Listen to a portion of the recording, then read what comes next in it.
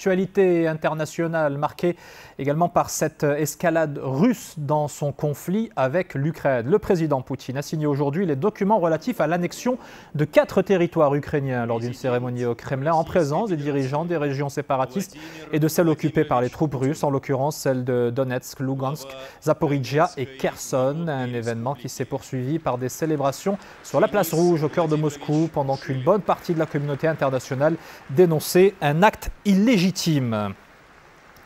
Nous l'attendions tous, la pluie a fait une timide apparition ce matin dans une partie du pays. Un véritable soulagement pour les agriculteurs, notamment au niveau de la localité de Ain Taoushtad, près de Fès. Voyez ce sujet signé Dil Hamini et Rizlan Taibi.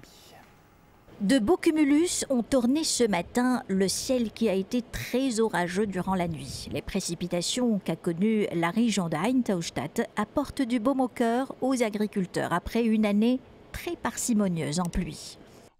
Et pour en savoir plus, j'accueille Leila Kilim Zriwali. Bonsoir, vous êtes en charge de la météo sur notre antenne. Expliquez-nous d'abord le phénomène climatique qui a drainé dans son sillage ces quelques millimètres de précipitations. Bonsoir Wadi. Alors tout d'abord, il faut savoir que notre pays est influencé par une dépression en altitude centrée au sud de l'Europe et plus précisément au niveau des îles britanniques qui génèrent des nuages instables porteurs de pluie. Sur la carte satellite qui va s'afficher dans un instant, nous voyons très clairement le déplacement de cette dégradation et par conséquent les régions qui sont les plus touchées par ces averses. Cette nuit, de fortes averses orageuses accompagnées de rafales de vent s'abattent en ce moment même dans le sud de l'Oriental et dans le sud-est du pays. Et question que tout le monde se pose, Leila Kim, est-ce qu'il va continuer à pleuvoir sur le royaume? Alors oui, demain, ce sont les mondes du Haut et de l'Anti-Atlas qui recevront un petit peu de pluie ainsi que ces régions avoisinantes. Cela devrait se prolonger jusqu'à dimanche. Les précipitations restent pour le moment assez localisées et relativement faibles, mais elles sont tout de même de bon augure. Nous ne sommes qu'au début de l'automne. On peut espérer plus de précipitations dans les jours à venir, mais après une année de sécheresse, il est difficile de savoir si l'année 2022 sera humide.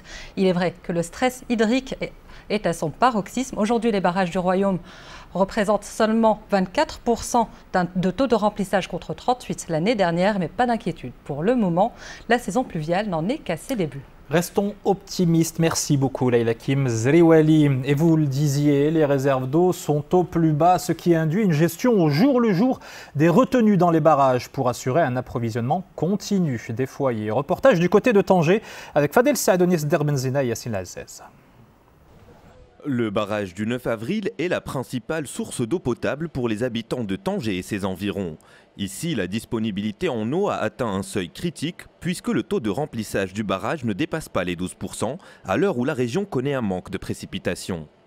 À l'étranger, la situation préoccupante au Burkina Faso. Des soldats ont investi les rues et plusieurs détonations ont retenti dans la capitale près des lieux de pouvoir. La junte militaire qui tient les rênes de l'État serait confrontée à des mouvements de rébellion dans ses rangs. État des lieux avec Adil Lutété. Le réveil a été mouvementé, voire brutal pour certains habitants de Ouagadougou. Une fois dehors, le spectacle qui s'offre à eux est celui de différents types de véhicules militaires postés sur les grandes artères et au niveau de plusieurs coins de rue. À quelques heures plus tôt, de lourdes détonations résonnaient à travers la capitale, notamment dans le quartier abritant la présidence et le QG de la junte au pouvoir. Les premières explications surviennent plusieurs heures plus tard. Le porte-parole du gouvernement burkinabé monte au créneau et évoque une crise interne au sein de l'armée. Une crise née sur la base de revendications liées à des primes et à certains traitements. Toujours selon Lionel Bilgo, des discussions sont en cours pour ramener le calme et la sérénité dans les rangs de l'armée. En attendant, la population est invitée à observer la plus grande prudence et à rester calme. Ce mouvement d'humeur vient ébranler la junte du colonel Damiba, auteur d'un coup d'État en janvier dernier qui a conduit à la chute du président Roch-Marc Christian Kaboré.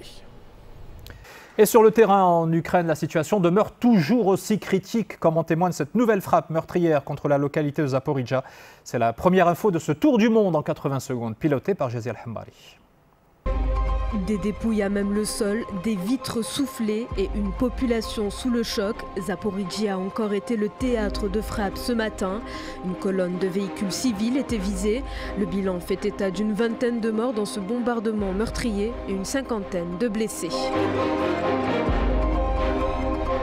À New York, le Conseil de sécurité de l'ONU s'est réuni ce vendredi à la demande du Kremlin. Des fuites détectées sur les gazoducs Nord Stream inquiètent dans ce contexte de crise. Alors que les Russes et les Américains se reprochent mutuellement la responsabilité, plus de la moitié du gaz contenu dans les gazoducs s'est déjà échappé dans l'atmosphère. L'énergie qui était au cœur de cette réunion des ministres européens de tutelle, une rencontre à l'issue de laquelle les 27 sont parvenus à un accord pour mettre en place des mesures d'urgence visant à réduire les factures. Objectif notamment baisser d'au moins 5% la consommation d'électricité pendant les heures de pointe.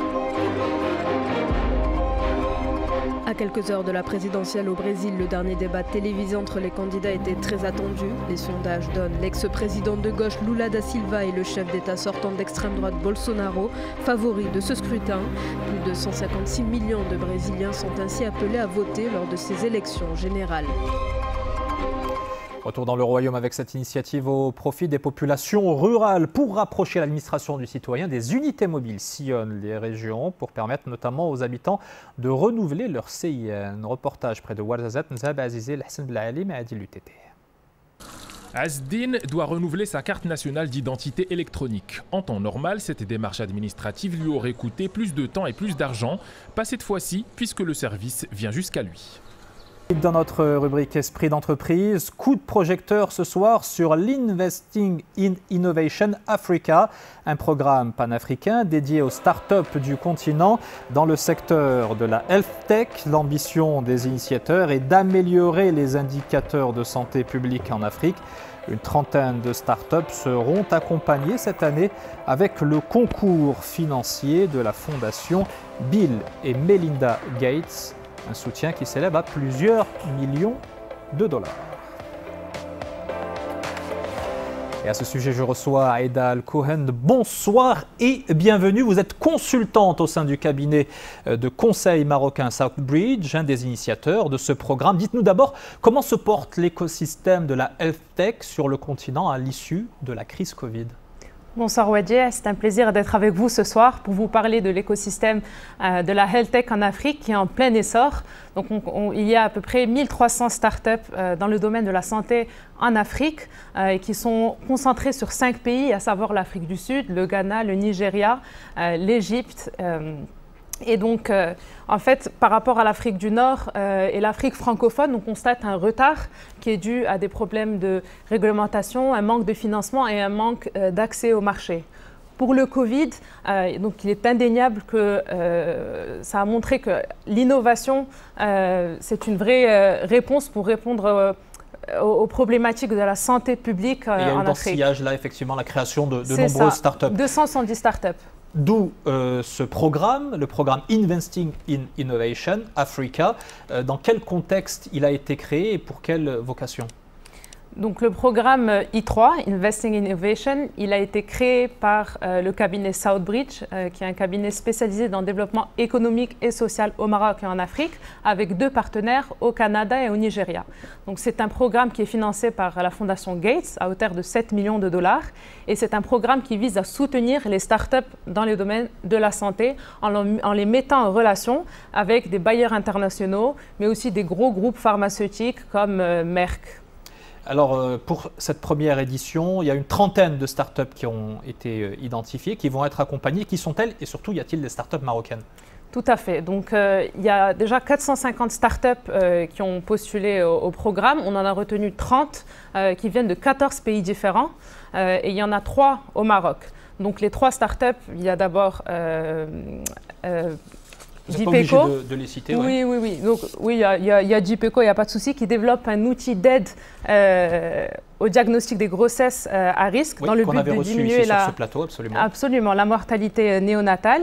Medevice qui met en avant la recherche et le développement et qui répond à des problématiques spécifiques à l'Afrique, comme le diagnostic de la tuberculose. Et enfin, Sobrus, une start-up qui fournit des logiciels cloud pour les laboratoires et les pharmaciens. Dernière question, prochaines étapes de ce programme dans sa mise en œuvre? Donc les 30 startups recevront une subvention de 500 000 dirhams, donc sans contrainte et systématique. Il va aussi y avoir un programme de mise en relation avec les sponsors du programme. Et enfin, un gros événement qui aura lieu dès le mois de décembre au Nigeria.